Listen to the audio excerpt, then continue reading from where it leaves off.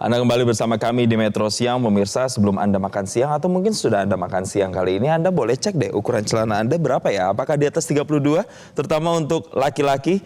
Saya udah cek sih, alhamdulillah masih di bawah 32. Karena katanya Menkes kalau udah di atas 32, pemirsa lebih cepat ketemu dengan Allah, katanya lebih cepat dengan ketemu Tuhan.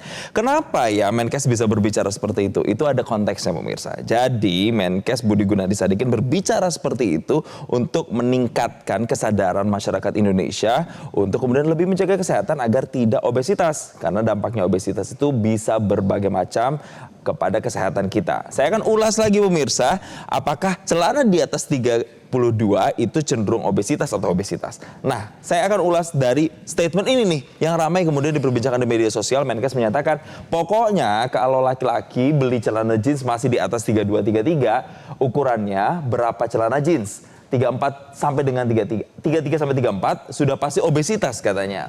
Itu menghadap Allahnya lebih cepat dibandingkan dengan yang celana jeansnya 32. Kurang lebih kalimatnya seperti ini pemirsa. Ini yang kemudian banyak sekali komentar-komentar dari warganet yang menyatakan, loh masa sih konteksnya seperti itu? Apakah kemudian kalau di atas 32 ukuran celananya udah pasti itu penyakitan, udah pasti lebih rentan kesehatannya, udah pasti nanti meninggalnya lebih cepat, bertemu Tuhannya lebih cepat. Itu yang kemudian ramai lah pemirsa di media sosial. Nah, kalau kita melihat sebenarnya ukuran ini mungkin bisa jadi salah satu ukuran kesehatan, tapi tidak seluruhnya ya pemirsa, ini disclaimernya.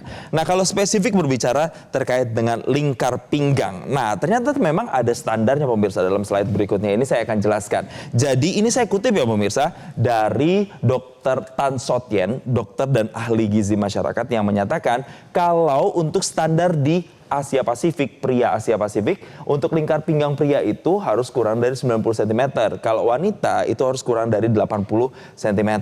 Lalu bagaimana dengan ukuran celananya? Jadi kalau misalnya untuk ukuran celana jeans pada pria, itu yang dalam tanda kutip masih standar baik adalah 29 sampai dengan ukuran 32.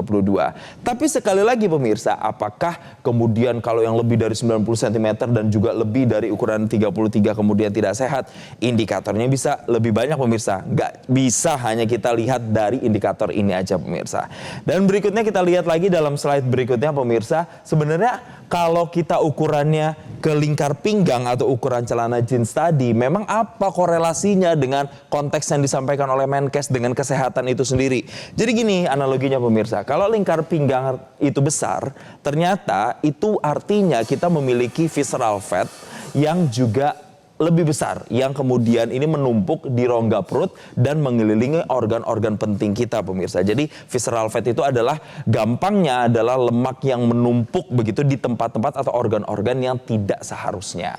Terus kemudian kalau sudah menempel, ini akan memicu yang namanya proinflamasi sitokin pemirsa, atau meradang di berbagai organ-organ tubuh yang penting pemirsa. Lalu apa dampaknya? Dampaknya banyak, nanti bisa ke kesehatan mulai dari jantung misalnya, darah tinggi, gula atau diabetes, itu yang paling umum biasanya terjadi kalau tidak dijaga. Lalu apa yang harus dilakukan? Yang harus dilakukan dan dipantau adalah BMI-nya pemirsa, atau Body Mass Index-nya. Biasanya yang rajin olahraga atau yang rajin nge-gym udah paham nih sama istilah BMI.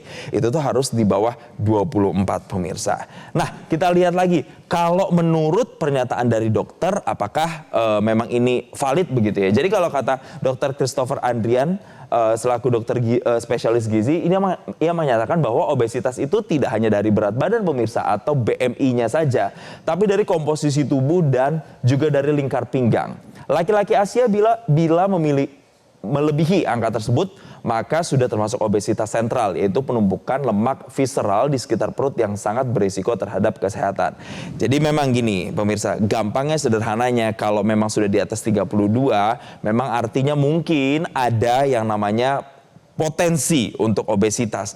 Tapi sekali lagi kita harus edukasi masyarakat bahwa tidak hanya itu indikatornya, bentuk tubuh, gaya hidup, dan juga komposisi tubuh, tinggi badan orang kan setiap orang berbeda-beda. Jadi tidak hanya itu patokan satu-satunya. Lalu pemirsa, kita lihat lagi dalam slide berikutnya, kita akan membahas terkait dengan Slide berikutnya, ini bagaimana untuk kemudian bisa melihat angka obesitas di Indonesia sendiri. Kalau di Indonesia, menurut sumber yang saya himpun dari Kemenkes, ini di tahun 2023 deh pemirsa, saya ambil contoh ada 23,4% penduduk dewasa Indonesia itu mengalami yang namanya obesitas. Tapi kalau survei Kemenkes yang terbaru yang tahun 2025 ini ternyata cukup mengejutkan ya. Dari 270-an juta penduduk Indonesia, 13%-nya ini mengalami penyakit gula atau sekitar 35,8 juta orang.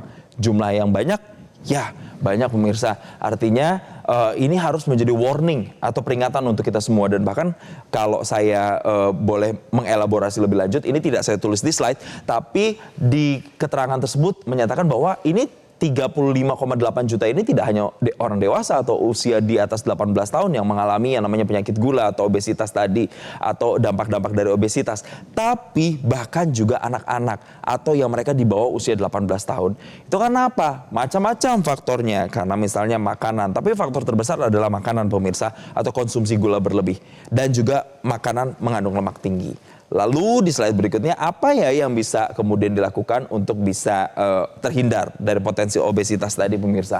Satu, jaga pola makan sehat dan seimbang, itu udah pasti ya. Kemudian lakukan aktivitas fisik secara rutin, artinya apa pemirsa? Olahraga 30 menit deh pemirsa, paling minimal itu dalam sehari atau 3 kali dalam seminggu. Kemudian pantau berat badan dan lingkar pinggang secara berkala. Dan kemudian hindari konsumsi makanan tinggi lemak dan gula.